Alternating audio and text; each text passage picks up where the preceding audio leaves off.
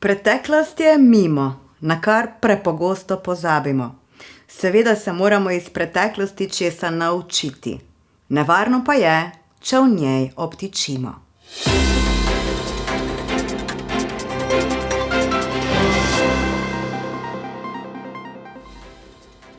Pozdravljeni v Evropskih stoječih novicah. Prihodnost je torej tista, ki jo moramo naslavljati. 9. maja 2021, na dan Evrope, so se pričela posvetovanja o prihodnosti Evrope, ki potekajo v okviru tako imenovane konference o prihodnosti Evrope. Septembra in oktobra so v Evropskem parlamentu v Strasbourgu potekale prve 4 seje Evropskih državljanskih forumov. V vsakem forumu je sodelovalo približno 200 državljank in državljanov iz vseh držav članic in razpravljajo o temah v okviru svojih delovnih področij.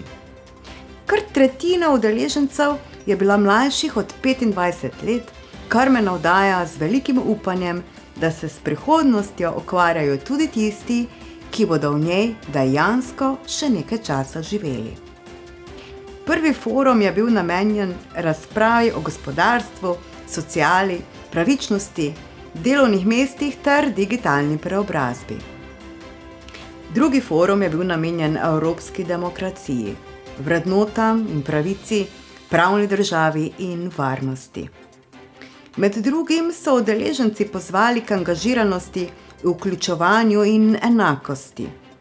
Kar se tiče pravne države in demokracije, pa je nekako jasno, da je oboje mogoče le, kolikor je volilna udeležba večja, in to na prav vseh ravneh. Tretji forum je razpravljal o tem, o čemer bomo slej ko prej morali ne le razpravljati, ampak na tem področju delovati prav vsi, o podnebnih spremembah, okolju in zdravju. Udeleženci so poudarili, da je treba nujno ustaviti globalno segrevanje, se pripraviti na posledice podnebnih sprememb in zaščititi okolje. Posebej so poudarjali povezavo med zdravim okoljem in zdravjem ljudi. Odlično! Zdaj samo potrebujemo še dejanske akcije, ne le na ravni države. Vsakdo od nas lahko kaj stori, če le hoče.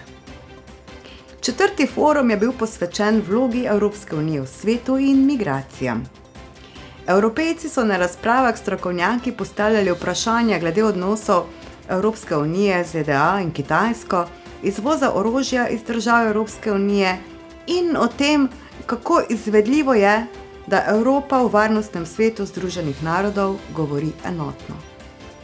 Zanimalo jih je tudi, zakaj države Evropske unije ne naredijo več za usposabljanje migrantov in kaj preprečuje enotni azilni sistem v Evropi. Vse teme bodo obdelane še na nadaljnjih srečanjih, tako virtualnih kot v živo. Kakorkoli že, pomembno se je aktivno vključevati. Nedavna raziskava Eurobarometra je pokazala, da kar 92% Evropejcev hoče, da so mnenja Evropejcev bolj upoštevana pri odločitvah glede prihodnosti Evrope. Namen konference pa je to omogočiti. In na posameznikih je, koliko se jih bo dejansko aktivno vključilo. Če vas zanima, kako lahko podate svoje mnenje, nam pišite v komentarje spodaj in vam bomo posredovali podatke. Če imate svoje mnenje, ga izrazite takrat in tam, kjer šteje.